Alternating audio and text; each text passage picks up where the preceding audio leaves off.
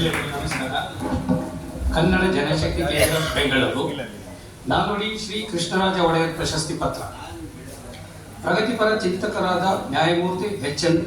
ನಾಗಮೋಹನ್ ದಾಸ್ ಅವರು ಬೆಂಗಳೂರು ವಕೀಲರ ಸಂಘದ ಕಾರ್ಯದರ್ಶಿಯಾಗಿ 1987ರಿಂದ 1995ರವರೆಗೆ ಕರ್ನಾಟಕ ಯುವಜನ ಸಂಘಟನೆಯ ರಾಜ್ಯಾಧ್ಯಕ್ಷರಾಗಿ ಕಾರ್ಯನಿರ್ವಹಿಸಿದ್ದಾರೆ.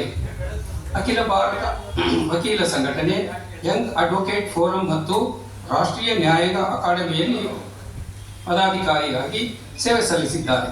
2004ರಲ್ಲಿ ಕರ್ನಾಟಕ ಉಚ್ಚ ನ್ಯಾಯಾಲಯದ ನ್ಯಾಯಮೂರ್ತಿಗಳಾಗಿ 2015ರಿಂದ ದೆಹಲಿಯ ಸರ್ವೋಚ್ಚ ನ್ಯಾಯಾಲಯದ ಹಿರಿಯ ವಕೀಲರಾಗಿ ಸೇವೆ ಸಲ್ಲಿಸಿದ್ದಾರೆ.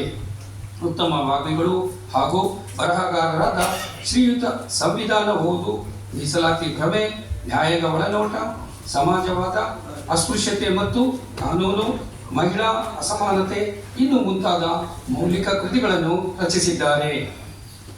ವಿಶೇಷ ಸೇವೆ: ವರಮಾನ ತೆರಿಗೆ ಇಲಾಖೆ ಹಾಗೂ ಹಲವು ಸಾರ್ವಜನಿಕ ಸಂಸ್ಥೆಗಳ ಕಾನೂನು ಸಲಹೆಗಾರರಾಗಿ ಭಾರತ ಸಂವಿಧಾನ ಮತ್ತು ವಿವಿಧ ಕಾನೂನುಗಳನ್ನು ಬಗ್ಗೆ ಕನ್ನಡದಲ್ಲಿ ಸುಮಾರು 2000 ಉಪನ್ಯಾಸಗಳನ್ನು ನೀಡಿ ವಿದ್ಯಾರ್ಥಿಗಳ, ಮಹಿಳೆಯರ, ದಲಿತರ, ವಕೀಲರ, ಶಿಕ್ಷಕರ, ಕಾರ್ಮಿಕರ ಇತ್ಯಾದಿಯವರಲ್ಲಿ ಕಾನೂನು ಅರಿವು ಮೂಡಿಸಿದ್ದಾರೆ. ನ್ಯಾಯಮೂರ್ತಿಯಾಗಿ ತಮ್ಮ 10 ವರ್ಷ ಸೇವೆಯಲ್ಲಿ 40,000ಕ್ಕೂ ಹೆಚ್ಚು ತೀರ್ಪುಗಳನ್ನು ನೀಡಿ ದಾಖಲೆ ನಿರ್ಮಿಸಿದ್ದಾರೆ. ಮೌಲ್ಯಾಚರಣೆ, ಶಿಕ್ಷಣ, ಧರ್ಮ, ಕೃಷಿ, ಸಹಕಾರಿ, ಮಹಿಳೆಯರ, ಕಾರ್ಮಿಕರ ಇತ್ಯಾದಿ ಕ್ಷೇತ್ರಗಳಲ್ಲಿ ಮಹತ್ತರವಾದ ಜನ ಶಿಕ್ಷಣ ತೀರ್ಪುಗಳನ್ನು ನೀಡಿರುತ್ತಾರೆ. ಕರ್ನಾಟಕ ಉಚ್ಚ ನ್ಯಾಯಾಲಯದ ಕಾನೂನು ಸೇವೆಗಳ ಸಮಿತಿಯ ಅಧ್ಯಕ್ಷರಾಗಿ, ಕರ್ನಾಟಕ ಕಾನೂನು ಸೇವೆಗಳ ಪ್ರಾಧಿಕಾರದ ಸಾಮಾಜಿಕ ನ್ಯಾಯ ಸಮಿತಿಯ ಸಲಹಾ ಸಂಚಾಲಕರಾಗಿ ಸೇವೆ ಸಲ್ಲಿಸಿದ್ದಾರೆ. ಆಯೋಗಗಳ ಅಧ್ಯಕ್ಷರಾಗಿ, ಕರ್ನಾಟಕ ವಿಧಾನಸಭೆಯ ನೈಸ್ ಸದನ ಸಮಿತಿಗೆ ಕಾನೂನು ಸಲಹೆಗಾರರಾಗಿ, ಬಾಬಾ ಬುಡಗೇರಿ ವಿವಾದಕ್ಕೆ ಸಂಬಂಧಿಸಿದಂತೆ ತಜ್ಞರ ಸಮಿತಿಯ ಅಧ್ಯಕ್ಷರಾಗಿ, ಬಿಬಿಎಂಪಿಯ ಕಾಮಗಾರಿಗಳ ಅವ್ಯವಹಾರ ತನಿಖಾ ಸಮಿತಿಯ ಅಧ್ಯಕ್ಷರಾಗಿ, ಲಿಂಗಾಯತ ಸ್ವತಂತ್ರ ಧರ್ಮ ಕುರಿತಂತೆ ಆಯೋಗದ ಅಧ್ಯಕ್ಷರಾಗಿ, ಪರಿಶಿಷ್ಟ ಜಾತಿ ಪರಿಶಿಷ್ಟ ಪಂಗಡ ಮೀಸಲಾತಿ ಹೆಚ್ಚಳ ಆಯೋಗದ ಅಧ್ಯಕ್ಷರಾಗಿ ಕಾರ್ಯನಿರ್ವಹಿಸಿದ್ದಾರೆ. ಪ್ರಸ್ತುತ ಭ್ರಷ್ಟಾಚಾರ ಕುರಿತು ತನಿಖೆಗೆ ವಿಚಾರಣಾ ಆಯೋಗದ ಅಧ್ಯಕ್ಷರಾಗಿದ್ದಾರೆ. ಸಾಮಾಜಿಕ ನ್ಯಾಯದ ಪ್ರತಿಪಾದಕರು ಹಾಗೂ ಜನಪರ ಲೇಖಕರಾದ ನ್ಯಾಯಮೂರ್ತಿ ಎಚ್.ಎನ್. ನಾಗಮೋಹನ್ ದಾಸ್ ಅವರಿಗೆ ಕನ್ನಡ ಜನಶಕ್ತಿ ಕೇಂದ್ರವು 2024ನೇ ಸಾಲಿನ ನಾಲ್ವಡಿ ಶ್ರೀ ಕೃಷ್ಣರಾಜ ಒಡೆಯರ್ ಪ್ರಶಸ್ತಿ ನೀಡಿ ಗೌರವಿಸಿದೆ. ನ್ಯಾಯಮೂರ್ತಿ ಡಾಕ್ಟರ್ ಶಿವರಾಜ್ ವಿ ಪಾಟೀಲ್ ರವರು ಪ್ರಶಸ್ತಿ ಪ್ರದಾನ ಮಾಡಿದರು. ಲೇಖಕರಾದ ಡಾಕ್ಟರ್ ರಾಜಪ್ಪ ದಳವಾಯಿ ಅವರು ಅಧ್ಯಕ್ಷತೆ ವಹಿಸಿದ್ದಾರೆ. ಮಲ್ಲಿಕಾರ್ಜುನಪುರ ಸಲಹೆಗಾರರು, ಸಿ.ಕೆ. ರಾಮೇಗೌಡರು ಅಧ್ಯಕ್ಷರು. ಎಲ್ಲರಿಗೂ ನಮಸ್ಕಾರ. ಮಾನ್ಯ ಕೋದಂಡರಾಮ್ ಅವರಿಗೆ ಧನ್ಯವಾದಗಳು.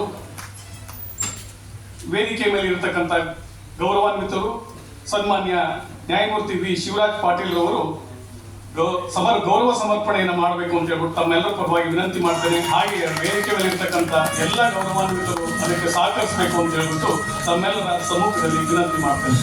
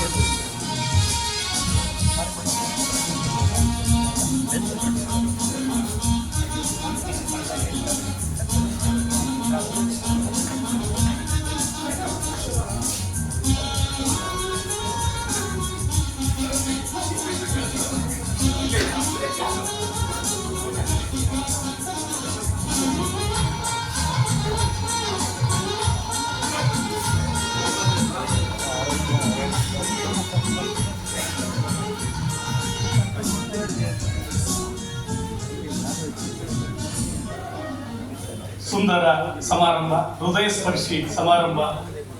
ಒಂದು ಈ ಸುಂದರ ಕ್ಷಣವನ್ನ ತಾವೆಲ್ಲರೂ ಕೂಡ ಸಾಕ್ಷೀಕರಿಸಿದ್ದೀರಿ. ಚಪ್ಪಾಳೆ ಮೂಲಕ ಮತ್ತೊಮ್ಮೆ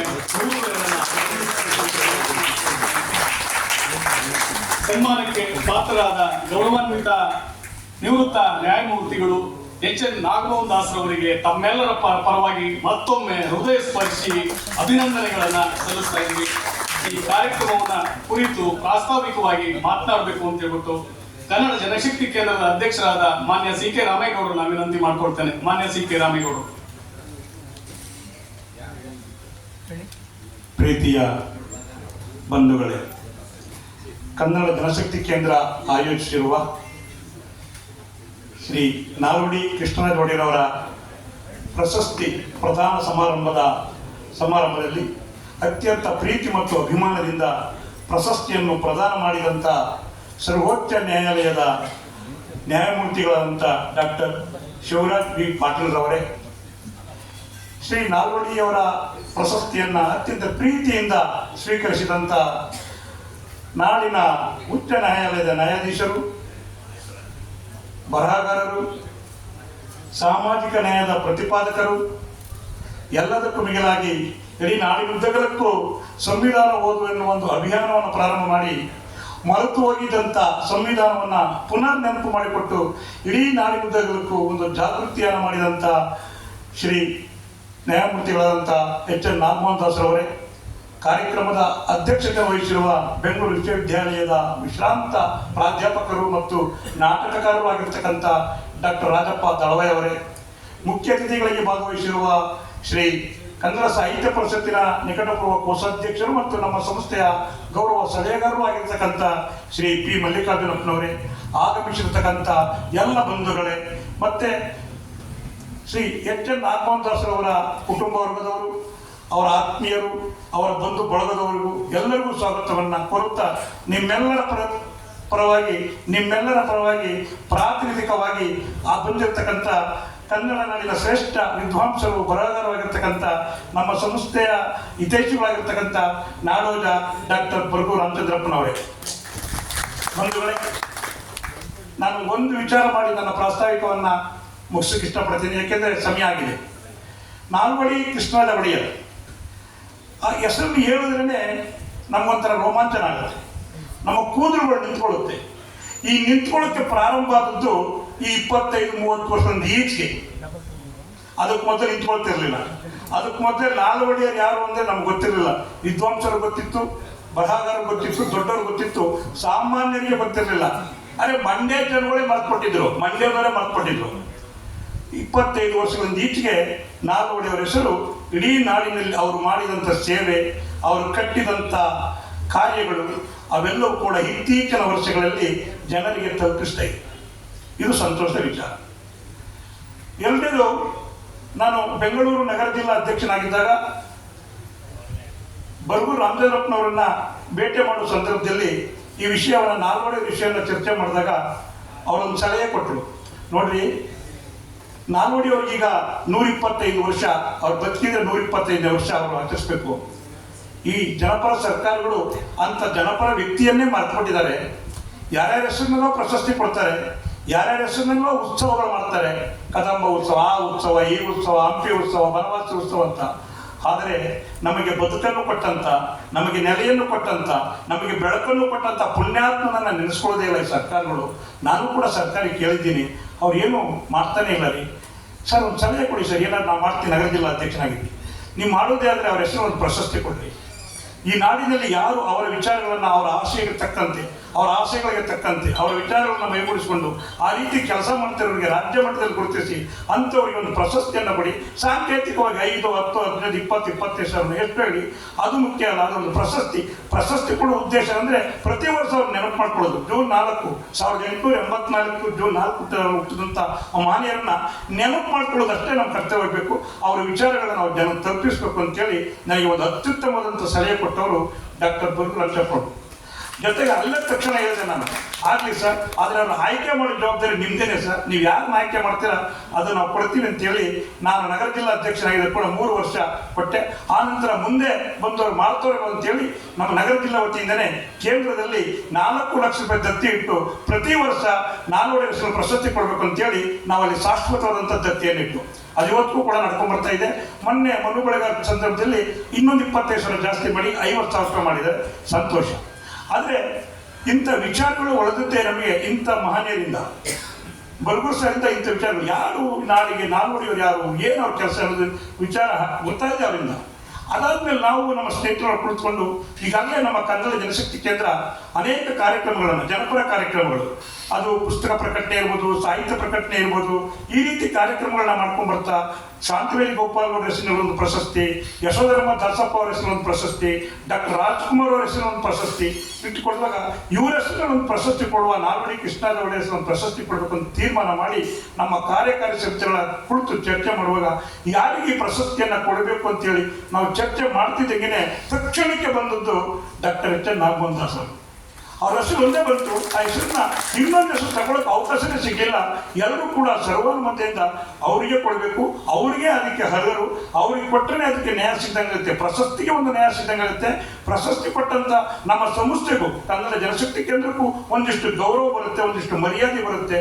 ಆದ್ರಿಂದ ನಾವು ಎಚ್ ಎನ್ ನಾಗಮೋಹನ್ ದಾಸ್ ಸಾಹೇಬ್ರನ್ನೇ ಅವ್ರನ್ನೇ ಈ ಪ್ರಥಮ ವರ್ಷ ನಾವು ಈ ವರ್ಷದಿಂದ ಪ್ರಾರಂಭ ಮಾಡಿದ್ದೀವಿ, ಇದನ್ನ ನಾವು ಮೊದಲನೇ ವರ್ಷ ಪ್ರಶಸ್ತಿನ ಅವರಿಗೆ ಕೊಡಬೇಕು ಅಂತೇಳಿ ನಮ್ಮ ಕಾರ್ಯಕಾರಿ ಸಮಿತಿಯಲ್ಲಿ ಸರ್ವಾನುಮತೆಯಿಂದ ತೀರ್ಮಾನ ತೆಗೆದುಕೊಂಡು ಆಮೇಲೆ ನಮಗೆ ಭಯ ಕಾಡ್ತು, ಏನ್ ಮಾಡೋದು, ಇದನ್ನ ಹೇಗೆ ಸಾಹೇಬ್ರಿಗೆ ಒಪ್ಸೋದು, ಅವ್ರು ಒಪ್ಕೊಳ್ತಾರೋ ಇವು ಅಂತೇಳಿ ಕೊನೆಗೆ ಅವ್ರ ಕಚೇರಿಗೆ ಹೋಗಿ ನಮ್ಮ ಸಮಿತಿಯವರೆಲ್ಲ ಹೋಗಿ ಅವರಿಗೆ ಪ್ರೀತಿಯ ಒತ್ತಾಯ ಮಾಡಿ, ಅವರಿಲ್ಲ ನನಗಿಂತ ಇನ್ನೂ ಉತ್ತಮವಾದರಿದ್ದಾರೆ, ಇನ್ನೂ ಒಳ್ಳೆ ಕೆಲಸ ಮಾಡಿದವರು ಅಂತಿದ್ದಾರೆ, ಅವ್ರಿಗೆ ನೀವು ಕೊಡಿ, ನಾನು ಬೇಕಾದ್ರೆ ಕಾರ್ಯಕ್ರಮ ಬರ್ತೀನಿ ಅಂತ ಹೇಳೋದು.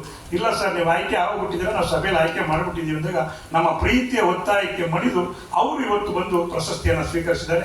ಸ್ನೇಹಿತರೆ, ಇಂಥ ಒಂದು ಕಾರ್ಯಕ್ರಮ ಆಗು ಮಾಡುವುದಕ್ಕೆ ನನ್ನೊಟ್ಟಿಗೆ ದುಡಿತಾ ಇರ್ತಕ್ಕಂಥ ನನ್ನ ಕನ್ನಡ ಜನಶಕ್ತಿ ಕೇಂದ್ರದ ಎಲ್ಲ ಪದಾಧಿಕಾರಿಗಳು, ಒಬ್ಬರಲ್ಲ ಇಬ್ಬರಲ್ಲ, ನಮ್ಮ ಮಲ್ಲಿಕಾರ್ಜುನಪ್ಪನವರು ಸೇರಿದಂತೆ ನಮ್ಮೆಲ್ಲ ಪದಾಧಿಕಾರಿಗಳು ನಮ್ಮ ಕನ್ನಡ ಜನಶಕ್ತಿ ಚಟುವಟಿಕೆಗಳಲ್ಲಿ ಸಕ್ರಿಯವಾಗಿ ತೊಡಗಿಸಿಕೊಂಡು ತಮ್ಮ ತಮ್ಮ ಕರ್ತವ್ಯವನ್ನು ನಿಭಾಯಿಸ್ತಾ ಇದ್ದಾರೆ. ಹಾಗಾಗಿ ಇಂಥ ಒಂದು ಕಾರ್ಯಕ್ರಮಗಳು ಯಶಸ್ವಿಯಾಗಬೇಕಾದ್ರೆ ಅದರ ಹಿಂದೆ ಇರ್ತಕ್ಕಂಥ ಶಕ್ತಿಗಳು, ಅದು ಕಾರ್ಯಕರ್ತರ ಶಕ್ತಿ. ಆ ಕಾರ್ಯಕರ್ತರು ಕೂಡ ಅದೇ ರೀತಿ ನನಗೆ ಹೆಚ್ಚಿನ ಸಹಕಾರ ಕೊಡ್ತಾ ಇದ್ದಾರೆ. ಹಾಗಾಗಿ ಈ ಪ್ರಶಸ್ತಿಯನ್ನು ನಾವು ಇಟ್ಟು ಇದಕ್ಕೆ ಒಂದು ಸಾಂಕೇತಿಕವಾಗಿ ಒಂದು 25,000 ರೂಪಾಯಿ ನಗದು ನೆನಪಿನ ಕಾಣಿಕೆ ಮತ್ತು ಫಲತಾಂಬನೆಯಲ್ಲಿ ಗೌರವಿಸಬೇಕು ಅಂತೇಳಿ ತೀರ್ಮಾನದಂತೆ ಇವತ್ತು ಆ ಕೆಲಸ ಆಗಿದೆ. ಆ ಒಂದು ಕಾರ್ಯಕ್ರಮಕ್ಕೆ ನೀವೆಲ್ಲ ಸಾಕ್ಷಿಯಾಗಿದ್ದೀರಾ. ನಿಜವಾಗ್ಲೂ ಕೂಡ ತುಂಬಿದ ಒಂದು ಸಭೆಯಲ್ಲಿ ನನಗೆ ಬಹಳ ಸಂತೋಷ ಆಗ್ತಾ ಇದೆ, ನೀವೆಲ್ಲ ಬಂದಿರ್ತಕ್ಕಂಥದ್ದು. ನನಗೆ ಏನು ಒಂದು ಆಸೆ ಅಂದರೆ ಈ ತುದಿಯಿಂದ ಆ ತುದಿವರೆಗೆ, ಆ ತುದಿಯಿಂದ ಈ ತುದಿವರೆಗೆ ಎಲ್ಲರ ಹೆಸರು ಹೇಳಬೇಕು ಅಂತ ನನಗೆ ಮನದಾಸೆ. ಆದರೆ ಸಮಯ ಇಲ್ಲ, ದಯವಿಟ್ಟು ಯಾರು ಅನ್ಯತಾ ಬಯಸ್ಬೇಡಿ. ನಿಮ್ಮೆಲ್ಲರ ಪರವಾಗಿ ಮತ್ತೊಮ್ಮೆ ನಾಡೋಜ ಡಾಕ್ಟರ್ ರಾಮಚಂದ್ರಪ್ಪನವರಿಗೆ ನಾನು ಮತ್ತೊಮ್ಮೆ ಸ್ವಾಗತವನ್ನು ಬಯಸುತ್ತಾ, ನಿಮ್ಮೆಲ್ಲರನ್ನೂ ಸ್ವಾಗತಿಸುತ್ತಾ, ಮಾಧ್ಯಮದ ಗೆಳೆಯರನ್ನು ಸ್ವಾಗತಿಸುತ್ತಾ ನನ್ನ ಮಾತನ್ನು ಮುಗಿಸ್ತಾ ಇದ್ದೀನಿ. ನಮಸ್ಕಾರ. ಮಾನ್ಯ ಕನ್ನಡ ಜನಶಕ್ತಿ ಕೇಂದ್ರದ ಅಧ್ಯಕ್ಷರಾದ ಸಿ ಕೆ ರಾಮೇಗೌಡರಿಗೆ ತಮ್ಮೆಲ್ಲರ ಪರವಾಗಿ ಮತ್ತೊಮ್ಮೆ ಧನ್ಯವಾದಗಳು. ಈ ಸುಂದರ ಸಮಾರಂಭದ ಗೌರವವನ್ನು ಸಮರ್ಪಿಸಿದ ಗೌರವಾನ್ವಿತ ವಿಶ್ರಾಂತ ನ್ಯಾಯಮೂರ್ತಿಗಳಾದ ಸನ್ಮಾನ್ಯ ಶಿವರಾಜ್ ಬಿ ಪಾಟೀಲ್ ರವರು ಗೌರವಕ್ಕೆ ಪಾತ್ರರಾದ ಸಂದರ್ಭವನ್ನು ಉದ್ದೇಶಿಸಿ ಮಾತನಾಡಬೇಕು ಅಂತ ಹೇಳ್ಬಿಟ್ಟು ತಮ್ಮೆಲ್ಲರ ಪರವಾಗಿ ವಿನಂತಿ ಮಾಡ್ಕೊಳ್ತೀನಿ. ಗೌರವಾನ್ವಿತ ಸರ್ವೋಚ್ಚ ನ್ಯಾಯಾಲಯದ ವಿಶ್ರಾಂತ ನ್ಯಾಯಮೂರ್ತಿಗಳು ಸನ್ಮಾನ್ಯ ವಿ ಶಿವರಾಜ್ ಪಾಟೀಲ್ ರವರು.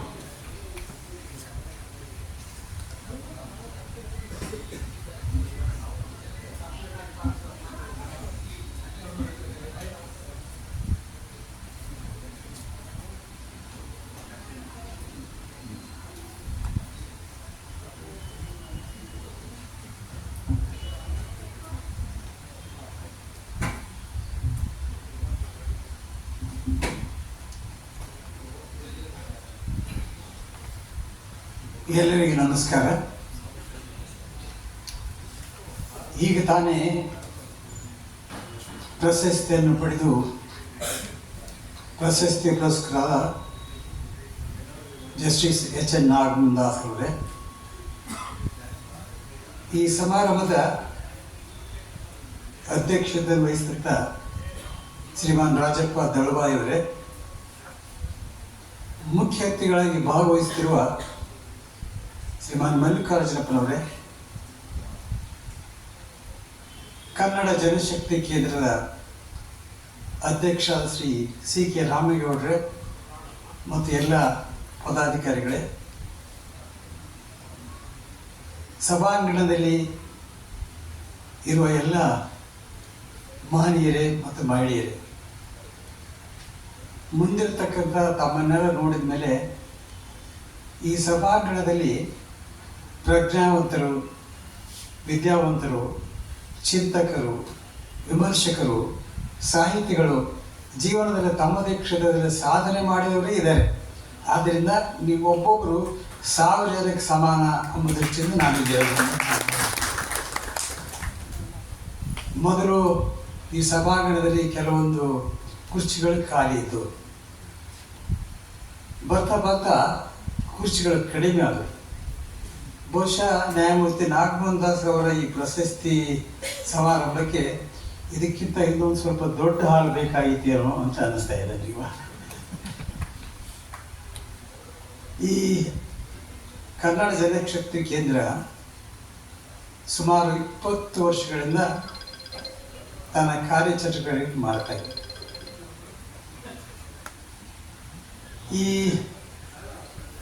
20 ವರ್ಷಗಳಲ್ಲಿ ಸಾಮಾಜಿಕ, ಸಾಹಿತ್ಯಿಕ, ಸಾಂಸ್ಕೃತಿಕ ಎಲ್ಲಕ್ಕಿಂತ ಹೆಚ್ಚಾಗಿ ಜನಪರ ಹಿತ ಕಾರ್ಯಗಳನ್ನು ಮಾಡ್ತಾ ಇದ್ದೀರಿ. ಅದರಿಂದ ನೀವು ಅನೇಕ ಜನ ಅಭಿಮಾನಿಗಳನ್ನು, ಹಿತಚಿಂತಕರನ್ನು ಪಡೆದಿದ್ದೀರಿ. ಜನಶಕ್ತಿ ಈ ಕೇಂದ್ರದ ಶಕ್ತಿ ಯಾರು ಅಂದರೆ ಎದುರಿಗಿರ್ತಕ್ಕಂಥವರೆಲ್ಲ. ಆಮೇಲೆ ಅಭಿಮಾನಿಗಳು, ಈ ಸಂಘದ ಅಭಿಮಾನಿಗಳೇ ನಿಜವಾದ ಶಕ್ತಿ. ಶಕ್ತಿ ಅಧಿಕಾರ, ಅಂತಸ್ತು, ಆಸ್ತಿ ಅಲ್ಲಿಲ್ಲ. ಈ ಶಕ್ತಿ ಎಲ್ಲಿದೆ ಅಂದರೆ, ಈ ಉದಾಹರಣೆಗಾಗಿ ನಮ್ಮ ನ್ಯಾಯಾಂಗ ಕ್ಷೇತ್ರ ತೆಗೆದುಕೊಳ್ಳೋಣ. ನ್ಯಾಯಾಂಗ ಕ್ಷೇತ್ರದ ಶಕ್ತಿ ಯಾರಿಗಾದರೂ ಕಂಟೆಂಪ್ಟ್ ಆಫ್ ಕೋರ್ಟಲ್ಲಿ ದಂಡ ವಿಧಿಸ್ತೀವಿ, ಶಿಕ್ಷೆ ಕೊಡ್ತೀವಿ, ಅಲ್ಲಿ ಆ ಶಕ್ತಿ ಅಲ್ಲ. ಜನರ ವಿಶ್ವಾಸನೇ ನ್ಯಾಯಾಂಗದ ನಿಜವಾದ ಶಕ್ತಿ. ಆದ್ದರಿಂದ ಇಂಥ ಸಂಘ ಸಂಸ್ಥೆಗಳು, ಅಧಿಕಾರಿಗಳು, ಆಸ್ತಿ ಮತ್ತು ಅಂತಸ್ತು ಅದರಲ್ಲಿ ಶಕ್ತಿ ಇಲ್ಲ. ಜನರ ಪ್ರೀತಿ ವಿಶ್ವಾಸವೇ ಅತ್ಯಂತ ದೊಡ್ಡ ಶಕ್ತಿ, ಅತ್ಯಂತ ದೊಡ್ಡ ಆಸ್ತಿ. ಶ್ರೀಮಾನ್ ರಾಮೇಗೌಡ್ರೆ, 20 ವರ್ಷದಲ್ಲಿ ನಿಮ್ಮ ಕಾರ್ಯಗಳಿಂದ ಜನಶಕ್ತಿ, ಕನ್ನಡ ಜನಶಕ್ತಿ ಕೇಂದ್ರಕ್ಕೆ ನಿಜವಾದ ಶಕ್ತಿ ಜನರಿಂದ ಬಂದಿದೆ. ಆ ಕೆಲಸ ಮುಂದುವರಿಲಿ ಅಂತಕ್ಕಂಥ ಮಾತನ್ನು ಹೇಳ್ತೀನಿ. ಈಗಾಗಲೇ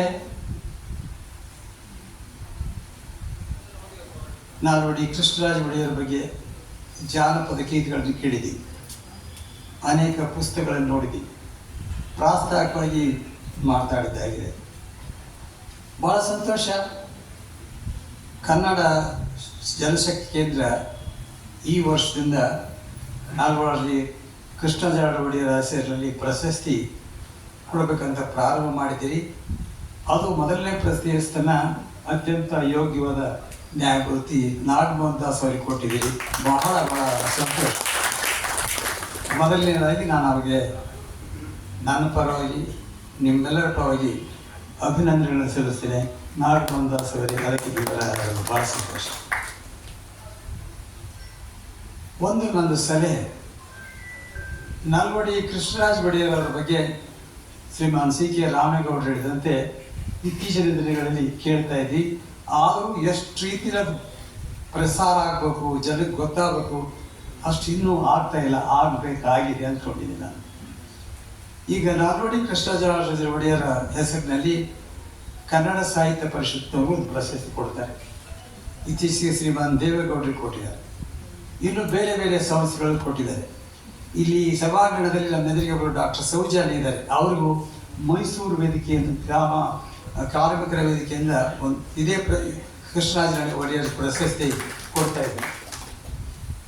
ಇವತ್ತು ನೀವು ಕನ್ನಡ ಜನಶಕ್ತಿ ಕೇಂದ್ರದಿಂದ ನಾಲ್ವಡಿ ಕೃಷ್ಣರಾಜ ಒಡೆಯರ ಪ್ರಶಸ್ತಿ ಕೊಡ್ತೀರಿ. ನಾಲ್ವಡಿ ಕೃಷ್ಣರಾಜ ಒಡೆಯರ ಪ್ರಶಸ್ತಿ ಅಂದರೆ ಯಾರು, ಯಾವ ಪಕ್ಷದ, ಯಾವ ಸಂಘದ ಆಗ್ತದೆ. ಈ ಪ್ರಶಸ್ತಿಯಲ್ಲಿ ಯಾಕೆ ಕೊಡ್ತೀವಿ? ಮಹಾರಾಜರಿಗಲ್ಲದೆ ಮಹಾನಾಗಿ ರಾಜ ಋಷಿಗಳಾದರು. ರಾಜ ಋಷಿ ಕೃಷ್ಣರಾಜ ಒಡೆಯರ್. ಆದ್ದರಿಂದ ನನ್ನ ಸಲಹೆ ಏನಂದರೆ ಕನ್ನಡ ಜನಶಕ್ತಿ ಕೇಂದ್ರ ಕೊಡ್ತಕ್ಕಂಥ ಈ ಪ್ರಶಸ್ತಿಗೆ ರಾಜ ಋಷಿ ನಲ್ವಡಿ ಕೃಷ್ಣರಾಜ ಪ್ರಶಸ್ತಿ ಅಂತ ಹೇಳಿದರೆ ಸಂತೋಷ. ಮತ್ತು ಅದಕ್ಕೆ ನಿಮ್ಮದಾದಂಥ ವೈಶಿಷ್ಟ್ಯ ಬರ್ತದೆ. ಬಹುಶಃ ಸಾಧ್ಯ ಆದರೆ ಅದು ಇವತ್ತಿನಿಂದ ಅದನ್ನು ಪ್ರಾರಂಭ ಮಾಡ್ಬೋದು ಅಂತ ಅನ್ಕೊಂಡಿದ್ದೀನಿ. ನನಗೆ ಭಾಳ ಆಶ್ಚರ್ಯ ಆಗ್ತದೆ ನಮ್ಮ ಸಂವಿಧಾನದ ಆಶಯಗಳು ನೋಡಿದಾಗ ಅಲ್ಲಿರ್ತಕ್ಕಂಥ ಬೇರೆ ಬೇರೆ ವಿಚಾರಗಳು, ಅದು ಸಾಮಾಜಿಕ ನ್ಯಾಯ ಇರಲಿ, ಜನ ಕಲ್ಯಾಣ ಇರಲಿ, ಯಾವುದನ್ನ ತೆಗೆದುಕೊಡ್ರಿ ನೀವು. ಈ ಎಲ್ಲ ಅಂಶಗಳನ್ನ 1902ರಿಂದ 1940ರವರೆಗೆ 38 ವರ್ಷಗಳಲ್ಲಿ ಮಹಾರಾಜರ ಆಳ್ವಿಕೆಯಲ್ಲಿ ಇವತ್ತೇನು ಯೋಚನೆ ಮಾಡ್ತಾ ಇದ್ದೀವಿ, ವೆಲ್ಫೇರ್ ಸ್ಕೀಮ್ಸು, ಜನಹಿತ, ಈ ಈಕ್ವಾಲಿಟಿ, ಸ್ತ್ರೀಯರಿಗೆ ಸ್ಥಾನಮಾನ ಕೊಡೋದು, ಎಲ್ಲ ಯಾವ ವಿಚಾರಗಳನ್ನು ತಗೊಳ್ರಿ, ಎಲ್ಲ ವಿಚಾರಗಳ ಬಗ್ಗೆ ನಾಲ್ವಡಿ ಕೃಷ್ಣರಾಜರು ಮಹಾರಾಜರ ಕಾಲದಲ್ಲಿ ಪ್ರಜಾಪ್ರಭುತ್ವದ ಬೀಜವನ್ನು ಕಂಡಂಥವ್ರು ಅವರು. ಬಹುಶಃ ನಾವಿವತ್ತು ಹೇಳ್ತಾ ಇದ್ವಿ ಯಾಕಂದರೆ ಪ್ರಜಾಪ್ರತಿನಿಧಿ ಸಭೆಯನ್ನು ಅದಕ್ಕೊಂದು ಶಾಸನಬದ್ಧವಾದಂಥ ಶಕ್ತಿ ಕೊಟ್ಟವರು ಅವರು. ಹಿಂದುಳಿದ ವರ್ಗದವರಿಗೆ ಇವತ್ತು ಬ್ಯಾಕ್ವರ್ಡ್ ಕ್ಲಾಸ್ ಕಮಿಷನ್ ಮತ್ತೊಂದು ಕಾನ್ಸ್ಟಿಟ್ಯೂಷನಲ್ ರಿಸರ್ವೇಷನ್ ಇದೆಲ್ಲ ನಡೀತಾ ಇದೆ. ಅವರ ಕಾಲದಲ್ಲಿ ಆಗಲೇ ಅವರು ಹಿಂದುಳಿದ ಆಯೋಗವನ್ನು ರಚನೆ ಮಾಡಿ ಹಿಂದುಳಿದವರಿಗೆ ಅನುಕೂಲವಾಗುವ ರೀತಿಯಲ್ಲಿ ಆಯೋಗ, ಹಾಗೆ ನಾವು ಚೀಫ್ ಜಸ್ಟಿಸನ್ನು ಅಧ್ಯಕ್ಷತೆಯಲ್ಲಿ ಮಾಡಿ ಕೆಲಸ ಮಾಡಿದರು. ಅದರಿಂದ ಅನೇಕ ಜನರು ಹಿಂದುಳಿದವರಿಗೆ, ವಂಚಿತರಾದವರಿಗೆ ಭಾಳ ಅನುಕೂಲ ಆಯಿತು. ಇವತ್ತು ಮಾಡ್ತಕ್ಕಂಥ ಕೆಲಸವನ್ನು ಅವತ್ತು ಬರೀ ಮಾಡಲಿಲ್ಲ, ಹೇಳಿಲ್ಲ, ಇದಕ್ಕಿಂತ ಹೆಚ್ಚಿಗೆ ಯಶಸ್ವಿಯಾಗಿ ಮಾಡಿ ತೋರಿಸಲು ಕಾರ್ಯರೂಪದಲ್ಲಿ ಹೆಣ್ಮಕ್ಳಿಗೆ ಕಡ್ಡಾಯವಾಗಿ ಶಿಕ್ಷಣ ಕೊಡತಕ್ಕಂಥ, ಹೆಣ್ಮಕ್ಳಿಗೆ ಕಡ್ಡಾಯ ಶಿಕ್ಷಣ ಕೊಡ್ತಕ್ಕಂಥ ವ್ಯವಸ್ಥೆ. ಅದರದ್ದು ಏಷ್ಯಾ ಖಂಡದಲ್ಲೇ ಮೊದಲನೇ ಜಲವಿದ್ಯುತ್ ಶಕ್ತಿಯನ್ನು ಪ್ರಾರಂಭ ಮಾಡಿದವರು ಕೃಷ್ಣರಾಜ ಒಡೆಯರ್. ಅಷ್ಟೇ ಅಲ್ಲ, ಸಾಹಿತ್ಯ, ಸಂಗೀತ, ಸಂಸ್ಕೃತಿ, ಅದಕ್ಕೆ ಜೀವಂತ ಉದಾಹರಣೆ ಅಂದರೆ ಸುಮಾರು 110 ವರ್ಷಗಳ ಹಿಂದೆ ಸ್ಥಾಪನೆಗೊಂಡಂಥ ಕನ್ನಡ ಸಾಹಿತ್ಯ ಪರಿಷತ್ತಿನ ಸ್ಥಾಪನೆ ಕೂಡ ಕೃಷ್ಣರಾಜ ಒಡೆಯರೇ ಮಾಡಿದ್ದಾರೆ. ಅವರ ಸಾಹಿತ್ಯಕ್ಕೆ ಒಂದು ನೀರಾವರಿ, ಅನ್ನಂಬಾಡಿ, ಅನೇಕ ನೀರಾವರಿಗಳು, ವಿಸ್ತಾರವಾಗಿ ಹೇಳೋದು ಬೇಡ, ನೀರಾವರಿ, ಕೃಷಿ, ಉದ್ಯಮ ಎಲ್ಲ ಕ್ಷೇತ್ರದಲ್ಲಿ ಕೆಲಸ ಮಾಡಿದ್ದಾರೆ. ಭಾಳ ದೊಡ್ಡ ಪಟ್ಟಿ ಇದೆ, ಅನೇಕ ಪುಸ್ತಕಗಳು ಬಂದಿವೆ. ಒಬ್ಬರು ಬ್ರೌನ್ ಅಂತ ಇಂಗ್ಲಿಷ್ ಸ್ಕಾಲರ್ ಹೇಳಿದ್ರು ಏನಂತ, ಮೈಸೂರು ಸಂಸ್ಥಾನ, ಕೃಷ್ಣರಾಜ ಒಡೆಯರ್ ಅವರ ಮೈಸೂರು ಸಂಸ್ಥಾನ ಕೇವಲ ಭಾರತಕ್ಕೆಲ್ಲ, ಇಡೀ ಜಗತ್ತಿಗೆ ಮಾದರಿ ಎಂಬ ಮಾತನ್ನು ಬ್ರೌನ್ ಹೇಳಿದೆ. ಇದು ಭಾಳ ದೊಡ್ಡ ಮಾತು. ನಮ್ಮ ದೇಶದಲ್ಲಿ ಅನೇಕ ಮಹಾರಾಜರು ಆಗಿದ್ದಾರೆ, ಹಿಂದೆ ಬೇರೆ ಬೇರೆ ಕಡೆ ಮಹಾರಾಜರಿದ್ದಾರೆ. ನಮ್ಮ ದೇಶದಿಂದ ಅದು ನೋಡಿದರೆ ಮೈಸೂರು ಮಹಾರಾಜರ ಬಗ್ಗೆ ಜನರ ಪ್ರೀತಿ, ವಿಶ್ವಾಸ, ಗೌರವ ಇಂದಿಗೂ ಎಷ್ಟೊಂದು ಭಕ್ತಿಯಿಂದ, ಗೌರವದಿಂದ ನೋಡ್ತಾರೆ. ದೇಶದಲ್ಲಿ ಕೆಲವು ಒಳ್ಳೆ ರಾಜರಿದ್ದರು, ಆದರೆ ಅನೇಕ ರಾಜರು ತಮ್ಮ ವೈಯಕ್ತಿಕ ವೈಭವ, ಐಷಾರಾಮಿ, ತಮ್ಮ ಕೆಲಸ ನೋಡಿಕೊಂಡು ಹೊರತಾಗಿ ಪ್ರಜಲಿತ ಹೋಗಲಿಲ್ಲ. ಯಾವುದೇ ಅನುಮಾನ ಇಲ್ಲದೆ, ತರ್ಕಲ್ಲದೆ, ಧೈರ್ಯದ ಹೇಳಬೇಕಾದ್ದು ಬಹುಶಃ ಮೈಸೂರು ಕೃಷ್ಣರಾಜ ಒಡೆಯರವರು, ನಾಲ್ವಡಿ ಕೃಷ್ಣರಾಜ ಒಡೆಯರು ದೇಶ ಕಂಡಂಥ ಅತ್ಯಂತ ಮಾದರಿ ಮಹಾರಾಜರಂದ್ರೆ ಅವರು ಅಂತಕ್ಕಂಥ ಮಾತನ್ನು ಹೇಳಿದರು. ಈಗ ಸಾಮಾನ್ಯವಾಗಿ ನೋಡ್ತೀವಿ ನಾವು, ಅನೇಕ ಮಠಗಳಿವೆ, ಧಾರ್ಮಿಕ ಕೇಂದ್ರಗಳಿವೆ. ಮಠಗಳಿಗೆ, ಧಾರ್ಮಿಕ ಕೇಂದ್ರಗಳಿಗೆ ಸ್ವಾಮೀಜಿಗಳನ್ನು ನೇಮಕ ಮಾಡ್ತಾರೆ, ಅವರಿಗೂ ಪಟ್ಟಾಭಿಷೇಕ ಮಾಡ್ತಾರೆ, ರಾಜ ಮಹಾರಾಜಗಳಿಗೂ ಪಟ್ಟಾಭಿಷೇಕ ಮಾಡ್ತಾರೆ. ನನ್ನ ದೃಷ್ಟಿಯಲ್ಲಿ ಕೇವಲ ಸ್ವಾಮೀಜಿಗಳನ್ನು ಅವತ್ತು ಅವ್ರಿಗೆ ಪಟ್ಟಾಭಿಷೇಕ ಮಾಡಿ ಒಂದು ಮಠಕ್ಕೆ ಉದಾಹರಣೆಗೆ ಹೇಳ್ತೀನಿ. ಸ್ವಾಮೀಜಿಗಳನ್ನ ಮಾಡಿದ ತಕ್ಷಣ ಅವ್ರ ಸ್ವಾಮೀಜಿಗಳು ನಿಜವಾದ ಸ್ವಾಮೀಜಿಗಳು ಆಗೋದಿಲ್ಲ. ಅವರ ಮಠದ ಆಸ್ತಿಯ ಒಡೆಯರಾಗ್ತಾರೆ. ರಾಜರು ಅಷ್ಟೇ, ಮಹಾರಾಜ ಪಟ್ಟಕ್ಕೆ ಬಂದರೆ ಆ ಮಹಾರಾಜರಾಗ್ತಾರೆ. ನಿಜವಾದ ಸ್ವಾಮಿಗಳು ಯಾವಾಗ ಆಗ್ತಾರೆ? ಸಮಾಜಮುಖಿ, ಪ್ರಜಾಹಿತ ಎಲ್ಲ ದೃಷ್ಟಿಕೋನದಿಂದ ಸಮಾಜದ ಒಳಿತಿಗಾಗಿ ಯಾರು ಕೆಲಸ ಮಾಡ್ತಾರೆ, ಆ ದುಡಿತಾರೆ ನಿಸ್ವಾರ್ಥತೆಯಿಂದ ಸಮಾಜ ಏಳಿಗೆ ಯಾರು ದುಡಿತಾರೆ, ಸಾಹಿತ್ಯ, ಸಂಸ್ಕೃತಿ, ಧಾರ್ಮಿಕ, ಶಿಕ್ಷಣ ಎಲ್ಲ ಕ್ಷೇತ್ರಗಳಲ್ಲಿ ಒಟ್ಟಿನ ಮೇಲೆ ಜನಹಿತ ಕೆಲಸ ಯಾರು ಮಾಡ್ತಾರೆ ಅವರೇ ನಿಜವಾದ, ಆಗ ಅವರ ಆ ಮಠದ ಸ್ವಾಮಿಗಳಾಗ್ತಾರೆ. ಇದ್ರ ಕೇವಲ ಮಠದ ಆಸ್ತಿಯ ಒಡೆಯರೇ ಬಿಡ್ತಾರೆ. ಅದೇ ರೀತಿ ಮಹಾರಾಜರು ನೋಡಿ, ಕುರ್ಚಿ ಒಂದೇ. ನಮ್ಮ ದೇಶದಲ್ಲಿ ಅನೇಕ ಹುದ್ದೆಗಳಿವೆ. ಅದು ಪ್ರಧಾನಮಂತ್ರಿ ಆಗ್ಬೋದು, ರಾಷ್ಟ್ರಾಧ್ಯಕ್ಷ ಆಗ್ಬೋದು, ಚೀಫ್ ಜಸ್ಟಿಸ್ ಆಫ್ ಇಂಡಿಯಾ ಆಗ್ಬೋದು, ಬೇರೆ ಬೇರೆ ಸಂಸ್ಥೆಗಳು ಇರ್ಬೋದು. ಕುರ್ಚಿ ಒಂದೇ ಆದರೂ ಕೂಡ ಕಾಲಕ್ಕೆ ಆ ಕುರ್ಚಿ ಮೇಲೆ ಕೂಡತಕ್ಕಂಥ ವ್ಯಕ್ತಿ ಮಹತ್ತರವಾದ ಬದಲಾವಣೆ ಉಂಟಾಗ್ತಾರೆ. ಮೈಸೂರು ಮಹಾರಾಜರಿಂದನೂ ಮಹಾರಾಜರಿದ್ದರು, ಬೇರೆ ಕಡೆನೂ ಮಹಾರಾಜರಿದ್ದರು. ಆದರೆ ನಾಲ್ವಡಿ ಕೃಷ್ಣರಾಜ ಒಡೆಯರ ಆ ಪಟ್ಟಾಭಿಷೇಕ ಆದಮೇಲೆ ಮಹಾರಾಜರ ಪೀಠಕ್ಕೆ ಬಂದ ಮೇಲೆ ಎಷ್ಟು ವ್ಯತ್ಯಾಸ ಆಗಿದೆ. ಅದೇ ಸಂಸ್ಥಾನ, ಅದೇ ರಾಜಮನೆತನ, ಅದೇ ರಾಜರು. ಆದ್ದರಿಂದ ಕಾಲಕ್ಕೆ ಆ ಕುರ್ಚಿ ಮೇಲೆ ಕೂಡ್ತಕ್ಕಂಥ ವ್ಯಕ್ತಿಯ ಕೆಲಸ, ಯೋಗ್ಯತೆ, ಅವರ ಕಳಕಳಿ ಮೇಲೆ ಇದು ನೋಡಿ, ರೈಲ್ವೆ ಆಗಲಿ, ರಸ್ತೆ ಆಗಲಿ, ಈ ಹಳೆಯ ಮೈಸೂರಿನಲ್ಲಿ ಅಂತ ನಾವೇಂತೀವಿ ಮಹಾರಾಜರು ಆಡಳಿತಕ್ಕಂಥಲ್ಲಿ ಎಷ್ಟು ಕೆಲಸಗಳಾಗಿವೆ ಎಂಬುದಕ್ಕೆ ತಮಗೆಲ್ಲ ಗೊತ್ತಿದೆ. ಇನ್ನೂ ಹೆಚ್ಚಿಗೆ ಗೊತ್ತಾಗ್ತಾ ಇದೆ. ಅಧ್ಯಕ್ಷರು ರಾಮೇಗೌಡರು ಹೇಳಿದರು ನಾಲ್ವಡಿ ಕೃಷ್ಣರಾಜ ಒಡೆಯರ ಬಗ್ಗೆ. ಬಹುಶಃ ನಮ್ಗೆ ಗೊತ್ತಿಲ್ಲ, ಸಾಕ್ಷ್ಯಚಿತ್ರ ಇದೆಯೋ ಇಲ್ಲಿ ಗೊತ್ತಿಲ್ಲ. ಇದೆ, ಡಾಕ್ಯುಮೆಂಟ್ರಿ ಇದೆ. ಇದು ಸರ್ಕಾರದವರು ಈ ಪ್ರಶಸ್ತಿಯನ್ನು ನಾಲ್ವಡಿ ಕೃಷ್ಣರಾಜ ಒಡೆಯರ ಹೆಸರಲ್ಲೇ ಸರ್ಕಾರದವರೇ ಒಂದು ಅಮೂಲ್ಯವಾದ ಪ್ರಶಸ್ತಿಯನ್ನು ಸ್ಥಾಪನೆ ಮಾಡೋದು. ಅದು ಪ್ರತಿ ವರ್ಷ ಅದನ್ನು ಉತ್ತಮರಿಗೆ, ಯೋಗ್ಯರಿಗೆ ಪ್ರದಾನ ಮಾಡ್ತಕ್ಕಂಥ ಕೆಲಸ ಆಗುತ್ತೆ. ಇನ್ನು ಪ್ರಶಸ್ತಿ ಯಾಕೆ ಬೇಕು, ಹೇಗಿರಬೇಕು, ಯಾರು ಕೊಡಬೇಕು, ಯಾರಿಗೆ ಕೊಡಬೇಕು, ಯಾವ ಸಂಸ್ಥೆ ಕೊಡಬೇಕು? ಪ್ರಶಸ್ತಿ ಬಹುಶಃ ತಮಗೆಲ್ಲ ಗೊತ್ತಿದೆ. ಪ್ರತಿ ತಿಂಗಳಲ್ಲಿ 1 ಅಥವಾ 2 ಪ್ರಶಸ್ತಿಗಳು ಯಾರಿಗಾದರೂ ಯಾವುದೋ ಸಂಸ್ಥೆ ಕೊಡ್ತಾನೆ ಇರ್ತದೆ. ಬೆಂಗಳೂರಿನಲ್ಲಿ ಪ್ರಶಸ್ತಿಗಳು ಅಸಂಖ್ಯಾತ ಆಗಿಬಿಟ್ಟಿವೆ. ಎಷ್ಟೋ ಪ್ರಶಸ್ತಿಗಳು ಸಿಗ್ತಾ ಇದೆ. ಪ್ರಶಸ್ತಿಗಳಿಗೆ ನಿಜವಾದ ಯೋಗ್ಯತೆ ಆಧಾರದ ಮೇಲೆ ಯಾವುದೇ ಸ್ವಾರ್ಥ ಇಲ್ಲದ ಸಂಘ ಸಂಸ್ಥೆಗಳು ಕೊಡ್ತಕ್ಕಂಥ ಪ್ರಶಸ್ತಿ, ಕೇವಲ ಯೋಗ್ಯತೆ ಆಧಾರದ ಮೇಲೆ ಸಮಾಜಕ್ಕಾಗಿ ಯಾರು ಸೇವೆ ಮಾಡಿದ್ದಾರೆ, ಸಾಧನೆ ಮಾಡಿದ್ದಾರೆ ಅಂಥವ್ರಿಗೆ ಕೊಡ್ತಕ್ಕಂಥ ಪ್ರಶಸ್ತಿ ಭಾಳ ಸಂತೋಷ. ನನ್ನ ದೃಷ್ಟಿಯಲ್ಲಿ ಸಮಾಜದಲ್ಲಿ ಸಾಧನೆ ಮಾಡಿದವರು, ಸೇವೆ ಮಾಡಿದವರು, ಒಳ್ಳೆಯ ಕೆಲಸಗಳನ್ನು ಮಾಡೋದನ್ನ ಗುರುತಿಸೋದು, ಗೌರವಿಸೋದು ಉಪಕಾರ ಅಲ್ಲ, ಸಮಾಜದ ಕರ್ತವ್ಯ. ಸಮಾಜ ಮತ್ತು ಸರ್ಕಾರ ಸಾಧಕರನ್ನು ಉತ್ತಮ ಸೇವೆ ಮಾಡೋದ್ರಲ್ಲಿ ಗುರುತಿಸಿ ಗೌರವಿಸಬೇಕು.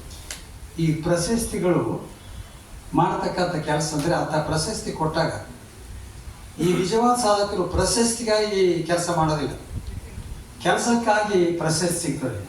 ನಾನು ಒಂದು ಮಾತು ಹೇಳಬೇಕಾದ್ರೆ, ಮಾತಾಡೋದೇ ಸಾಧನೆ ಅಲ್ಲ, ಸಾಧನೆ ಮಾತಾಡೋದು. ಸಾಧನೆ ಮಾತಾಡೋದಾದಂಥ ಕೆಲಸ ಅಂಥವ್ರಿಗೆ ಪ್ರಶಸ್ತಿ ಕೊಡಬೇಕು. ಆಗ ಈಗ ನೋಡಿ, ಇವತ್ತಿನ ಪ್ರಶಸ್ತಿ, ಈ ಪ್ರಶಸ್ತಿ ಎಷ್ಟೊಂದು ಅರ್ಥಪೂರ್ಣ, ಅಮೂಲ್ಯ ಅಂದರೆ ನಾಲ್ವಡಿ ಕೃಷ್ಣರಾಜ ಒಡೆಯರ್ ಅವ್ರ ಹೆಸರಿನಿಂದ ಕೊಡ್ತಕ್ಕಂಥ ಪ್ರಸಿದ್ಧಿ. ಅವ್ರು ಹೇಳಿದಂಥ ಅವ್ರ ಹೆಸರಿಗೆ ಅಷ್ಟೊಂದು ದೊಡ್ಡ ಗೌರವ. ಹೆಸರಂದ ತಕ್ಷಣ ತಾನಾಗಿ ಎಲ್ಲರ ಮನಸ್ಸಲ್ಲಿ ಗೌರವ ಮೂಡ್ತದೆ. ಆ ಹೆಸರಲ್ಲಿ ಕೊಡ್ತಕ್ಕಂಥ ಪ್ರಶಸ್ತಿ ಮೊದಲಿದೆ. ಕನ್ನಡ ಜನಶಕ್ತಿ ಕೇಂದ್ರ ಹಲವಾರು ಉತ್ತಮ ಕೆಲಸಗಳನ್ನು ಮಾಡೋದ್ರ ಜೊತೆಗೆ ಇದು ಕೆಲಸ ಮಾಡೋದ್ರಿಂದ ಕನ್ನಡ ಜನಶಕ್ತಿ ಕೇಂದ್ರ ಕೊಡ್ತಕ್ಕಂಥದ್ದು ಯಾರಿಗೆ ಕೊಡ್ತಕ್ಕಂಥದ್ದು? ನ್ಯಾಯಮೂರ್ತಿ ನಾಗಮೋಹನ್ ದಾಸ್ ಅವರಿಗೆ ಕೊಡ್ತಕ್ಕಂಥದ್ದು. ಯಾರ ಹೆಸರಲ್ಲಿ ಕೊಡ್ತೀರಿ, ಯಾವ ಸಂಸ್ಥೆ ಕೊಡ್ತೀರಿ ಮತ್ತು ಯಾರಿಗೆ ಕೊಡ್ತೀರಿ, ಅದು ಬಹಳ ಮುಖ್ಯ ಆಗ್ತದೆ. ಇಲ್ಲಿ ನೋಡಿದರೆ ನ್ಯಾಯಮೂರ್ತಿ ನಾಗಮೋಹನ್ ದಾಸ್ ಅವರೇ, ಈ ಪ್ರಶಸ್ತಿ ನಿಮ್ಮ ಆರಿಸಿಕೊಂಡು ಬಂದಿದೆ. ಈಗಾಗಲೇ ಹೇಳಿರುತ್ತೆ, ಪ್ರಶಸ್ತಿಯನ್ನು ಆರಿಸಿಕೊಂಡು ಹೋಗಿಲ್ಲ. ಬಹುಶಃ ನನಗೆ ಸರಿಯಾಗಿ ಜ್ಞಾಪಕ ಬೇಕು ಮೆಮರಿ. ಕಾಳಿದಾಸ ಹೇಳಿದರು, ಯಾರೋ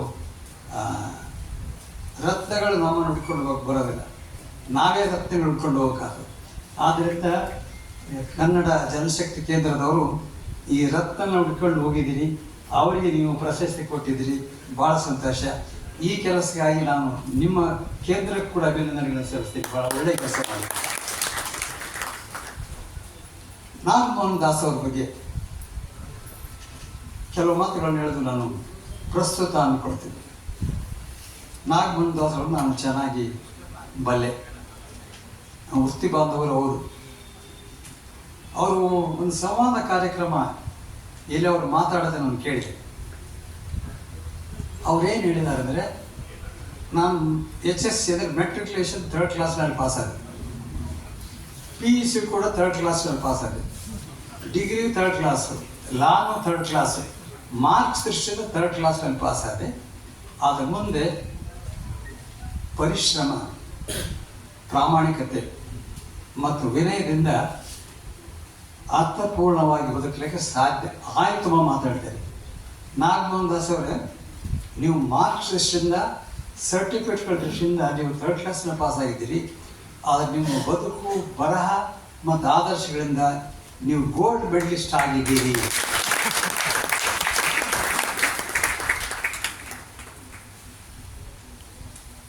ಹೀಗೆ ಬಾರ್ಸ್ ನಾನು ಅನೇಕ ಜನ ನೋಡಿದ್ದೀನಿ, ಭಾಳ ಗೋಲ್ಡ್ ಮೆಡಲಿಸ್ಟ್ ಆಗಿರ್ತಾರೆ, ಡಿಸ್ಟಿಂಕ್ಷನಲ್ಲಿ ಪಾಸ್ ಆಗಿರ್ತಾರೆ, ಆದರೆ ನಿಜ ಜೀವನದಲ್ಲಿ ಅಷ್ಟೊಂದು ಯಶಸ್ವಿ ಕಾಣೋದಿಲ್ಲ. ಜೀವನದಲ್ಲಿ, ಬದುಕಿನಲ್ಲಿ ಅವರ ದೃಷ್ಟಿಕೋನ, ಪರಿಶ್ರಮ, ಪ್ರಾಮಾಣಿಕತೆ, ಬದ್ಧತೆ, ಜನಹಿತ, ಜನಪರ ಕಾಳಜಿ ಅವ್ರನ್ನ ಬದುಕಿಗೆ ಒಂದು ರೂಪ ಕೊಡ್ತಾರೆ. ಈಗ ನೀವು ನಿಮ್ಮ ಬರಹಗಳಲ್ಲಿ ಈ ಸಂವಿಧಾನ ಓದಿ ಅಂತ ಹೇಳಿ ಅದು ಇಡೀ ನಾಡಿನ ತುಂಬೆಲ್ಲ ತಿರುಗಾಡಿ ಎಲ್ಲ ಕಡೆ ಅವ್ರು ಮಾತಾಡಿದೆ. ಇದೇನು ಒಂದು ಸಾಕ್ಷಿ ಅಂದರೆ, ಸಂವಿಧಾನದ ಬಗ್ಗೆ ನಿಮಗಿರುವ ಗೌರವ ಮತ್ತು ಬದ್ಧತೆಗೆ ಈ ಪುಸ್ತಕನೇ ಸಾಕ್ಷಿ. ಸಂವಿಧಾನ ಓದಿ, ಮೀಸಲಾತಿ ಭ್ರಮೆ, ನ್ಯಾಯಾಂಗ ಒಳನೋಟ, ಸಮಾಜವಾದ, ಅಸ್ಪೃಶ್ಯತೆ, ಕಾನೂನು ಮತ್ತು ಮಹಿಳಾ ಅಸಮಾನತೆ ಇಂಥ ಕೃತಿಗಳನ್ನ ನೋಡಿದರೆ ಇದೇನು ತೋರಿಸ್ಕೊಡ್ತಂದ್ರೆ, ನಿಮ್ಮೆಲ್ಲ ಈ ಕೃತಿಗಳಲ್ಲಿ ಸಾಮಾಜಿಕ ಪ್ರಜ್ಞೆ, ಸಾಮಾಜಿಕ ಕಳಕಳಿ ಮತ್ತು ಸಾಮಾಜಿಕ ಸೇವೆ ಅವುಗಳು ನಿಮ್ಮಲ್ಲಿರ್ತಕ್ಕಂಥ ಮನಸ್ಸಿನಲ್ಲಿ, ಹೃದಯದಲ್ಲಿರ್ತಕ್ಕಂಥವು ಈ ಕೃತಿ ರೂಪದಲ್ಲಿ ಬಂದಿದೆ. You are definitely a great person committed to the constitution of India. ಭಾಳ ಸಂತೋಷ.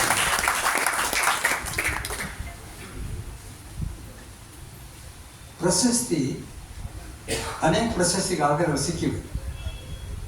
ಪ್ರಶಸ್ತಿ ಅಲಂಕಾರಕ್ಕಲ್ಲ, ಪ್ರಶಸ್ತಿ ಆದರ್ಶಕ್ಕೆ. ಪ್ರಶಸ್ತಿ ಬೀಗಿ ನಡೆಯುವವರಿಗೆ ಕೊಡಬಾರ್ದು, ಬಾಗಿ ನಡೆಯುವವರಿಗೆ ಕೊಡಬೇಕು. ನಾನು ನೋಡಿದೆ, ಇಲ್ಲಿ ಸಭಾಂಗಣಕ್ಕೆ ಬಂದವರು ಸಣ್ಣವರು ದೊಡ್ಡವರು ಪ್ರತಿಯೊಬ್ಬರು ನಾನು ಅತ್ಯಂತ ವಿನಯದಿಂದ ಅವ್ರು ಮಾತಾಡಿ, ಅಂದರೆ ವಿನಯತೆ ದೃಷ್ಟಿಯಿಂದ ಹೇಳ್ತೀವಿ, ಬೀಗಿ ನಡೆಯೋರಲ್ಲ, ಬಾಗಿ ನಡೆಯೋರಿಗೆ ಕೊಡಬೇಕು. ಈ ಪ್ರಶಸ್ತಿ ಪ್ರಚಾರಕ್ಕಲ್ಲ, ಪ್ರಯೋಜನಕ್ಕಾಗಿ ಪ್ರಶಸ್ತಿ ಅಂದರೆ ಏನರ್ಥ? ಪ್ರಶಸ್ತಿ ಸಿಕ್ಕಾಗ ಜಿಮ್ಮೆದಾರಿ, ಕರ್ತವ್ಯದ ಭಾರ ಇನ್ನೂ ಹೆಚ್ಚಾಗ್ತದೆ. ಆ ಪ್ರಶಸ್ತಿ ತಗೊಂಡವರಿಗೆ ಭಾಳ ಜಿಮ್ಮೆದಾರಿ ಹೆಚ್ಚಾಗ್ತದೆ, ಇನ್ನೂ ಹೆಚ್ಚಿನ ಕೆಲಸ ಮಾಡಬೇಕು, ರಿಕಗ್ನೈಸ್ ಮಾಡಿರ್ತಾರೆ. ಇತರರಿಗೆ ಅದು ಮಾದರಿ ಆಗ್ತದೆ, ಇತರರಿಗೆ ಅದು ಪ್ರೇರಣೆ ಆಗ್ತದೆ.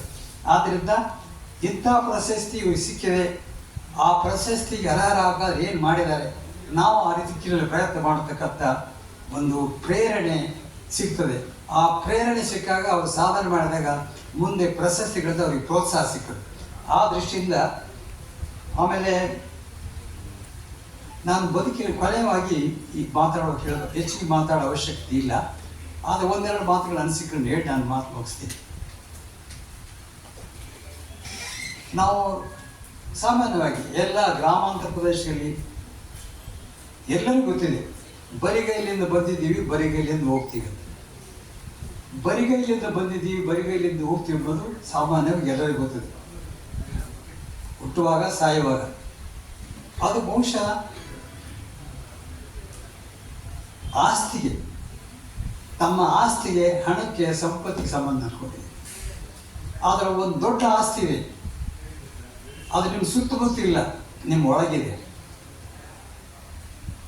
ಡೈ ಎಂಟಿ ಅಂತ, ಬರಿದಾಗಿ ಸಾಯಿರಿ ಅಂತ. ಬರಿದಾಗಿ ಸಾಯಿರೋದ್ರೆ ಏನು?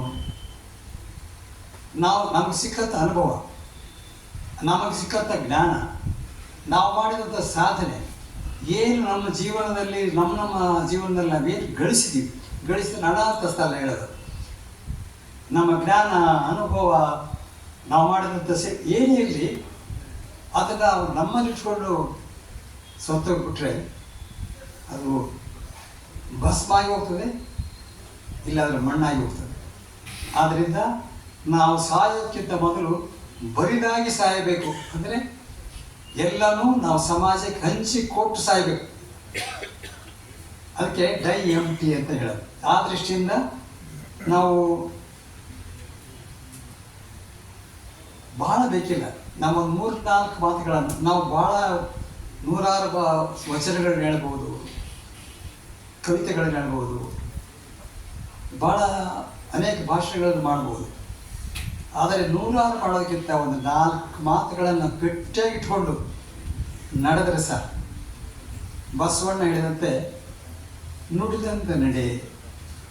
ಇದಕ್ಕೇನು ಹಣ ಕೊಡಬೇಕಾಗಿಲ್ಲ, ಹೆಚ್ಚಿಗೆ ಪರಿಶ್ರಮ ಪಡೋಗಿಲ್ಲ, ಪ್ರಾಮಾಣಿಕತೆ ಮತ್ತು ಮನಸ್ಸು, ಗಟ್ಟಿ ಮನಸ್ಸು ಮಾತ್ರ ಬೇಕು. ಸ್ವಾಮಿ ವಿವೇಕಾನಂದರು ಹೇಳಿದಂತೆ ಶಾರ್ಟ್ ಆಗಿರ್ತೇನೆ, ಇನ್ನು ನಿನಗಾಗಿ ನಿನ್ನ ಬದುಕೋದಿಲ್ಲ, ಇನ್ನೊಬ್ಬರಿಗಾಗಿ ಬದುಕು. ಅವ್ರು ನೋಡಿ ಒಂದು ಮಾತು ಹೇಳಿದರು, those alone live who live for others, rest of them are more than dead ಅಂತ.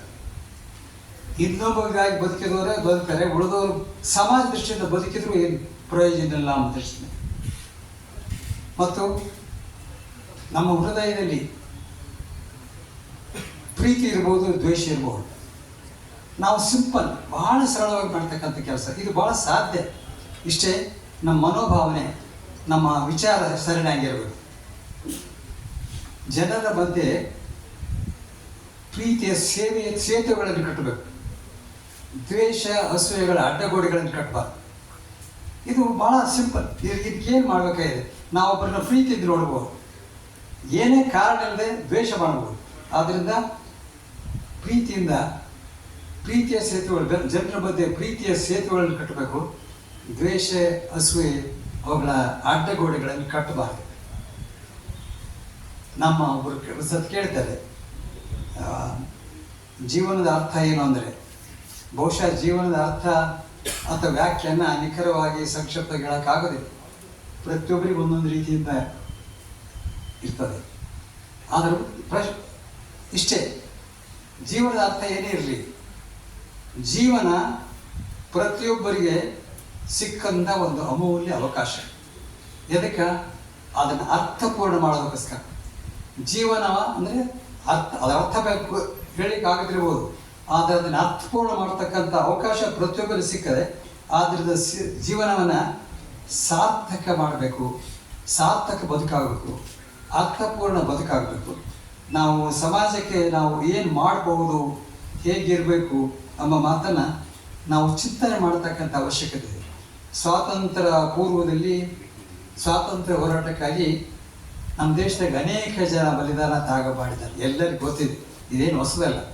ಆದರೆ ಇಲ್ಲಿ ಹೇಳ್ಬೇಕಾದ ಸಂದರ್ಭ ಇಷ್ಟೇ, ಬಹಳ ಜನ ನಮಗೀಗ, ಅದು ಯುವಕರಿಗೆ, ನಮ್ಮಲ್ಲಿದ್ದಂಥ ಅನೇಕರಿಗೆ ಸ್ವಾತಂತ್ರ್ಯ ಸಂಗ್ರಾಮದಲ್ಲಿ ಭಾಗವಹಿಸ್ತಕ್ಕಂಥ ಅನುಕೂಲ ಅಥವಾ ಅವಕಾಶ ಸಿಕ್ಕಲಿಲ್ಲ.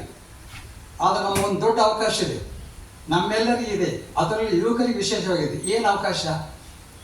ಸಮೃದ್ಧ, ಆರೋಗ್ಯಕರ, ಗಟ್ಟಿಯಾದಂಥ ಅತ್ಯಂತ ಪ್ರಬಲವಾದಂಥ ರಾಷ್ಟ್ರವನ್ನು ಕಟ್ತಕ್ಕಂಥ ಅವಕಾಶ ನಮಗಿದೆ. ಎಲ್ಲರೂ ಆರೋಗ್ಯಕರ, ಗಟ್ಟಿ, ಸಮೃದ್ಧವಾದ ಭಾರತವನ್ನು ನಿರ್ಮಾಣಕ್ಕೆ ನಾವು ಮಾಡ್ತಕ್ಕಂಥ ನಮ್ಮ ಸೆಕೆಂಡ್ ಚಾನ್ಸ್ ನಮಗಿದೆ. ಆದ ಕಾರಣ ಆ ದೃಷ್ಟಿ ನಾವು ಕಮಿಟ್ ಮಾಡಿಕೊಂಡು ಪ್ರತಿಯೊಬ್ಬರು ನಾವೇನು ಬೆಳಿಗ್ಗೆ ಎದ್ದ ತಕ್ಷಣ ನಮ್ಮದು ಹಲವಾರು ಕೆಲಸಗಳಿರ್ತೇವೆ, ಆದರೆ ನಾವು ಪ್ರಾಮಾಣಿಕವಾಗಿ ನಮ್ಮನ್ನೇ ನಾವು ವಿಮರ್ಶೆ ಮಾಡಿಕೊಡ್ಬೇಡ. ನಾವು ಎದ್ದ ತಕ್ಷಣ ನಾವು ಬೇರೆಲ್ಲ ಯೋಚನೆ ಮಾಡ್ತೀವಿ.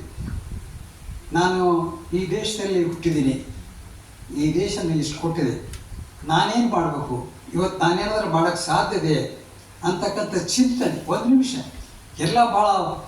ಎಲ್ಲರೂ ಮಹಾತ್ಮರಾಗ ಸಾಧ್ಯ ಇಲ್ಲ, ಆದರೆ ಎಲ್ಲರೂ ಒಳ್ಳೆಯ ಮನುಷ್ಯರಾಗ ಸಾಧ್ಯ ಇದೆ. ನಾವೇನಿಲ್ಲ ಎಲ್ಲಕ್ಕಿಂತ ನಾನು ಒಂದು ಕಡೆ ನಾನು ನ್ಯಾಯಾಧೀಶರ ಒಂದು ಸಮ್ಮೇಳನದಲ್ಲಿ ಮಾತಾಡ್ತಿದ್ದೆ. ಒಬ್ಬ ಒಳ್ಳೆ ಜಡ್ಜ್ ಆಗಬೇಕಾದ್ರೆ ಏನು ಮಾಡ್ಬೇಕಂದ್ರೆ how to be a good judge ಅಂತ ಕೇಳಿದೆ. ನಾನು ಹೇಳಿದೆ first point, how to be a good judge, you be a good human being, you will be a good judge. ಇದು ಎಲ್ಲ ಕ್ಷೇತ್ರಕ್ಕೆ ಅಪ್ಲೈ ಆಗ್ತದೆ. ನೀವು ಒಳ್ಳೆಯದಿದೆ, ನಿಮ್ಮೆಲ್ಲ ಒಳ್ಳೆಯ ಕೆಲಸಗಳಾಗ್ತವೆ. ಭಾಳ ಸಂತೋಷ. ಈ ಒಂದು ಪ್ರಶಸ್ತಿ ಪ್ರದಾನ ಸಮಾರಂಭಕ್ಕೆ ನನ್ನನ್ನು ಆಹ್ವಾನಿಸಿ ನನ್ನ ಕಡೆಯಿಂದ ಈ ಪ್ರಶಸ್ತಿ ಪ್ರದಾನ ಮಾಡಿಸಿದ್ದೀರಿ. ಕನ್ನಡ ಜನಶಕ್ತಿ ಕೇಂದ್ರಕ್ಕೆ ನನ್ನ ಧನ್ಯವಾದಗಳು.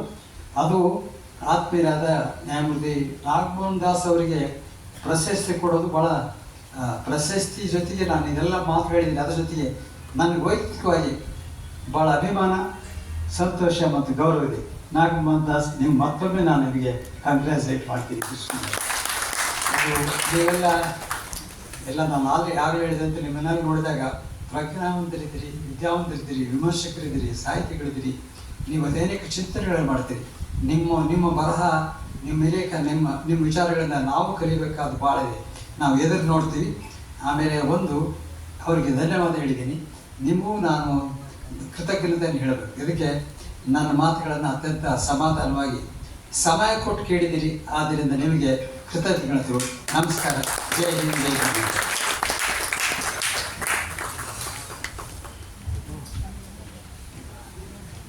ಅಮೂಲ್ಯ ಮಾತುಗಳಿಂದ ಇಂದಿನ ಸನ್ಮಾನಿತರನ್ನ ತಮ್ಮೆಲ್ಲರಿಗೆ ಪರಿಚಯಿಸಿದ ಗೌರವಾನ್ವಿತ ನ್ಯಾಯಮೂರ್ತಿಗಳಾದ ಶಿವರಾಜ್ ಬಿ ಪಾಟೀಲ್ ರವರಿಗೆ ತಮ್ಮೆಲ್ಲರ ಪರವಾಗಿ ತುಂಬ ಹೃದಯದ ಧನ್ಯವಾದಗಳು. ನಾಲ್ವಡಿ ಕೃಷ್ಣರಾಜ ಒಡೆಯರ್ ಬಗ್ಗೆ ತಮ್ಮ ಹಾಡುಗಳ ಮೂಲಕ ತಮ್ಮೆಲ್ಲರಿಗೂ ಪರಿಚಯಿಸಿದ ಸನ್ಮಾನ್ಯ ಉರುಗಲವಾಡಿ ರಾಮಯ್ಯನವರಿಗೆ ಕಾಣಿಕೆಯೊಡನೆ ಗೌರವಿಸಬೇಕು ಅಂತ ಹೇಳ್ಬಿಟ್ಟು ಅಧ್ಯಕ್ಷರನ್ನ ಕೇಳ್ಕೊಡ್ತಾ ಇದ್ದೀನಿ.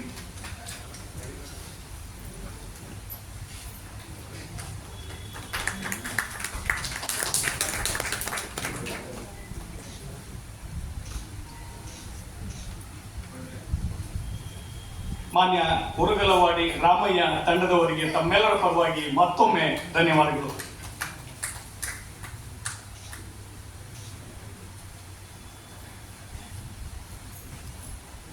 ಇಂದಿನ ಈ ಕಾರ್ಯಕ್ರಮವನ್ನ ಉದ್ದೇಶಿಸಿ ನಿಕಟಪೂರ್ವ ಕೋಶಾಧ್ಯಕ್ಷರು ಕನ್ನಡ ಸಾಹಿತ್ಯ ಪರಿಷತ್ತು ಹಾಗೂ ಕನ್ನಡ ಜನಶಕ್ತಿ ಕೇಂದ್ರದ ನಿರ್ದೇಶಕರಾದ ಸನ್ಮಾನ್ಯ ಪಿ ಮಲ್ಲಿಕಾರ್ಜುನವರು ಮಾತನಾಡಬೇಕು ಅಂತ ಹೇಳಿ ವಿನಂತಿ ಮಾಡ್ಕೊಳ್ತೇನೆ.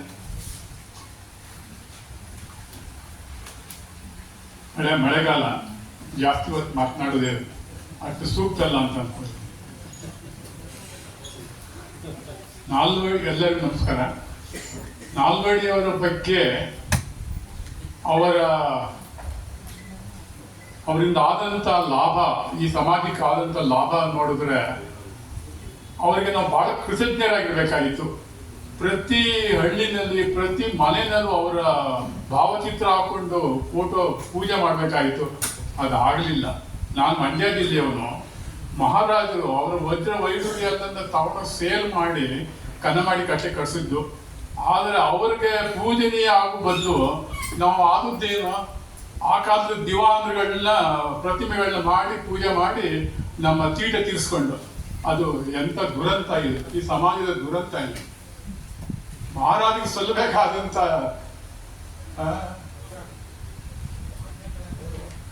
ಅವ್ರ ಗೌರವ ಅವ್ರಿಗೆ ಸಲ್ದಿಲ್ಲ, ಯಾರ್ಯಾರಿಗೂ ಸಲ್ತು. ಇತ್ತೀಚೆಗೆ ಈ ಪ್ರಜ್ಞೆ ಬರ್ತಿದೆ ಜನಗಳಿಗೆ. ಎಂತ ಎಷ್ಟು ಅನುಭವ, ಎಷ್ಟು ಅವರಿಂದ ನಾವು ಪಡೆದಿರುವಂತ ಇದು ಬೆನಿಫಿಟ್ಗಳು ಎಷ್ಟೊಂದು, ಒಂದ ಎರಡ ಕಟ್ಟೆಗಳ ಸುಮಾರು ಕಟ್ಟೆಗಳು, ವಾಣಿ ವಿಲಾಸ, ಕನಂಬಾಡಿ, ಸುಮಾರು. ಇದು ಶಿವನ ಸಮುದ್ರ, KGF ಅವರು ತಗೊಂಡೋದ್ರು. ಬೆಂಗಳೂರು ಲೈಟೇ ಇರಲಿಲ್ಲ ಆ ಕಾಲದಲ್ಲಿ. ಮೈಸೂರು ಯೂನಿವರ್ಸಿಟಿ, ಕನ್ನಡ ಸಾಹಿತ್ಯ ಪರಿಷತ್ತು, ಮಹಿಳೆಯರಿಗೆ ಎಲ್ಲರಿಗೂ ಅವರ ಚಿಂತನೆ 38 ವರ್ಷದೊಳಗೆ ಅವ್ರಿಗೆ ಎಲ್ಲೆಲ್ಲಿ ಅಡಿ ಇಟ್ಟರು ಅಲ್ಲೆಲ್ಲ ಗಟ್ಟಿ ಅಡಿನೇ ಅದು. ಅದನ್ನ ಮರೆಯುವಾಗಿಲ್ಲ ನಾವು. ಆದ್ರೆ ನಾವು ಯಾರ್ಯಾರನ್ನ ಎತ್ಕೊಂಡು ತಲೆ ಮೇಲೆ ಕುಡಿಸ್ಕೊಂಡು ಮೆರೆದಿದ್ದಾಯ್ತು. ಇರ್ಲಿ, ಅವ್ರನ್ನ ಜ್ಞಾಪಿಸ್ಕೊಳ್ಳಿ, ಇಲ್ಲ ಅಂತಲ್ಲ. ಆದ್ರೆ ಅದಕ್ಕೆ ಪ್ರೇರಣೆ ಕೊಟ್ಟವ್ರು ಯಾರು? ಮಹಾರಾಜ. ಒಂದ್ಸಾರಿ ಮೊರಾರ್ಜಿ ದೇಸಾಯಿ ಅವರು ನಮ್ಮ ಕನ್ನಡ ನಾಡಿನ ಒಂದು ಸ್ಕೀಮ್ ಬಗ್ಗೆ ಅವರಿಗೆ ಬಹಳ ಖುಷಿಯಾಗಿ ಅದನ್ನ ಆಲ್ ಇಂಡಿಯಾ ಲೆವೆಲ್ ಇಂಪ್ಲಿಮೆಂಟ್ ಮಾಡಬೇಕು ಅಂತ ಒಂದು ಮೀಟಿಂಗ್ ಕರೀತಾರೆ ಚೆನ್ನೈನಲ್ಲಿ. ದೇವರಾಜ್ ಅರಸು ಅವರಿಗೆ ಅವ್ರು ಕಂಗ್ರಾಚುಲೇಟ್ ಮಾಡ್ತಾರೆ, ನಿಮ್ಮ ಸ್ಕೀಮ್ ಬಹಳ ಚೆನ್ನಾಗಿದೆ, ನಾವು ಆಲ್ ಇಂಡಿಯಾ ಲೆವೆಲ್ ಅದನ್ನ ಇಂಪ್ಲಿಮೆಂಟ್ ಮಾಡಬೇಕು ಅಂತ ಇದೀವಿ ಅಂತ. ದೇವರಾಜ್ ಅರಸು ಅವರು ಹೇಳ್ತಾರೆ, ಅವ್ರ ಹಿಂದ್ಗಡೆ DM ನಂಜುಂಡಪ್ಪನವ್ರು ಕೂತಿರ್ತಾರೆ, you congratulate not Arasu, you congratulate person secretary, planning secretary we sitting behind me ಅಂತಾರೆ.